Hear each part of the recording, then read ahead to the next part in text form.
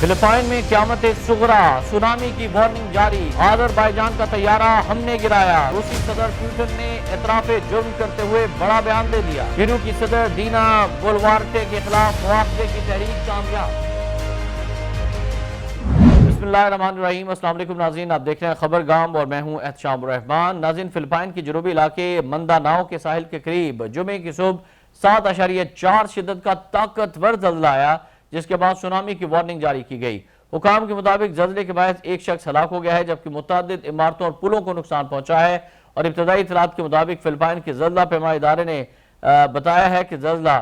داؤ اورینٹل کے علاقے مانائے کے قریب سمندر میں آیا، جس کے بعد شہریوں کو ساحلی علاقوں سے ہٹنے اور محفوظ مقامات پر منتقل ہونے کی ہدایت جاری کی گئی۔ پیسیفک سونامی وارننگ سینٹر نے بعد ازاں اعلان کیا کہ فلپائن میں سونامی کا خطرہ ٹل گیا ہے، تاہم انڈونیشیا، پالاؤ اور دیگر قریبی ممالک کے لیے وارننگ بدستور برقرار ہے، اور مقامی حکام کے مطابق زلزلے کے جھٹکے 30 سے 40 سیکنڈ تک محسوس کیے گئے اور کئی گھروں، اسکولوں اور گرجا گھروں کو نقصان پہنچا، جبکہ کئی پل ٹریفک کے لیے بند کر دیے گئے۔ مانائے کے ایک آفیسر نے بتایا کہ میں 46 سال کا ہوں، لیکن اپنی زندگی میں اتنا طاقتور زلزلہ اس سے پہلے کبھی نہیں دیکھا اور نقصان کافی زیادہ ہوا ہے۔ زلزلے کے بعد امریکی سونامی وارننگ سسٹم نے اعلان کیا کہ زلزلے کے مرکز سے 300 کلومیٹر کے اندر موجود ساحلی علاقوں میں خطرناک لہریں پیدا ہو رہی ہیں۔ فلپائن کے صدر فرڈینینڈ مارکوس جونیئر نے کہا کہ حکومت فوری طور پر ریسکیو ٹیمیں روانہ کری تاکہ متاثرہ علاقوں میں امدادی کارروائیاں شروع کی جا سکیں۔ ناظرین، یہ زلزلہ ایک ایسے وقت میں آیا جب 2 ہفتے قبل سیبو جزیرے پر آنے والے 6.9 شدت کے زلزلے میں فلپائن میں ہی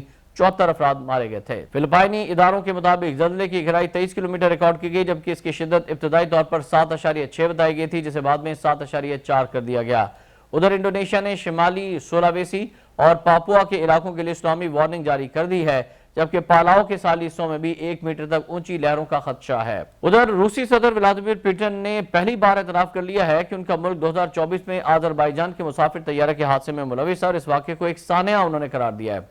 خبرساں اداروں کے مطابق آذربائیجان ایئر لائنز کی پرواز 25 دسمبر 2024 کو قازقستان میں ہنگامی لینڈنگ کرتے ہوئے گر کر تباہ ہو گئی تھی، جس کے نتیجے میں 67 میں سے 38 افراد ہلاک ہو گئے تھے، اور پرواز کو جنوبی روسی شہر گروزنی میں شیڈول لینڈنگ سے موڑ دیا گیا تھا۔ اور آذربائیجان کے صدر الہام علیوف کے ساتھ ایک ملاقات میں صدر پوٹن نے بتایا کہ حادثے کے دن روس نے یوکرینی ڈرونز کو تباہ کرنے کے لیے 2 میزائل داغے تھے، جو طیارے سے چند میٹر کے فاصلے پر پھٹے، اور پوٹن نے کہا کہ جو 2 میزائل فائر کیے گئے وہ طیارے کو براہ راست نشانہ نہیں بنا سکے، اگر ایسا ہوتا تو طیارہ وہیں گر جاتا۔ صدر پوٹن نے بتایا کہ روسی ایئر ٹریفک کنٹرولر نے پائلٹ کو مشورہ دیا کہ وہ روسی شہر ماخاشکالا میں لینڈنگ کی کوشش کرے، لیکن اس نے پہلے اپنے آبائی ہوائی اڈے پر اور پھر قازقستان میں لینڈ کرنے کی کوشش کی، جہاں طیارہ گر کر تباہ ہو گیا۔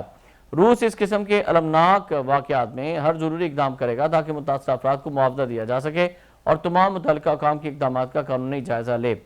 صدر الہام علیوف اس سے قبل روس پر حادثے کی اصل وجہ چھپانے کا الزام لگا چکے تھے۔ ادھر ناظرین، پاکستان اور سعودی عرب کے درمیان انسداد بدعنوانی، منی لانڈرنگ کی روک تھام اور چوری شدہ اثاثوں کی واپسی کے حوالے سے تعاون کو مضبوط بنانے کے لیے ایک تاریخی مفاہمتی یادداشت MOU پر دستخط کر دیے گئے ہیں۔ سرکاری خبرساں ایجنسی APP کی رپورٹ کے مطابق مفاہمتی یادداشت پر سعودی عرب کی oversight and anti corruption authority Nazaha کے صدر معالی مزین بن ابراہیم القحموس اور پاکستان کے قومی احتساب بیورو نیب کے chairman lieutenant general retired Nazir Ahmed نے دستخط کیے۔ اس MOU کے تحت دونوں ادارے بدعنوانی اور منی لانڈرنگ سے متعلق معلومات کے تبادلے، اثاثوں کی تلاش اور غیر قانونی ذرائع سے حاصل شدہ دولت کی واپسی میں قریبی تعاون کریں گے، اور مفاہمتی یادداشت میں باہمی قانونی معاونت کے معاملات میں اشتراک عمل اور MLA درخواستوں کی تیاری میں تکنیکی معاونت فراہم کرنے پر بھی اتفاق کیا گیا۔ اس موقع پر نزاہا کے صدر نے نیب کی انسداد بدعنوانی کی عالمی کوششوں اور ادارہ جاتی اصلاحات کو سراہا، جن کے نتیجے میں قلیل مدت میں 6.4 خرب پاکستانی روپے، تقریباً 23 ارب امریکی ڈالرز کی تاریخی ریکوریاں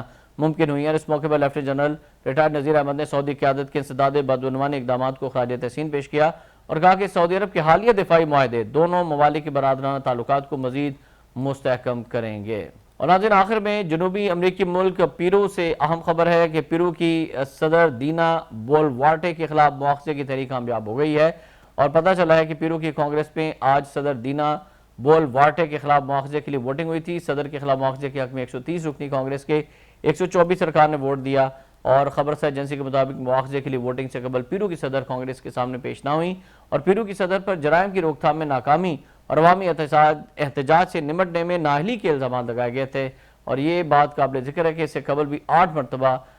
دینا کو ہٹانے کی کوشش کی جا چکی ہے۔ ناظرین آج کے اس ویلاگ سے فی الوقت اتنا ہی ہے۔ احتشام الرحمان کو اجازت دیجیے گا۔ اللہ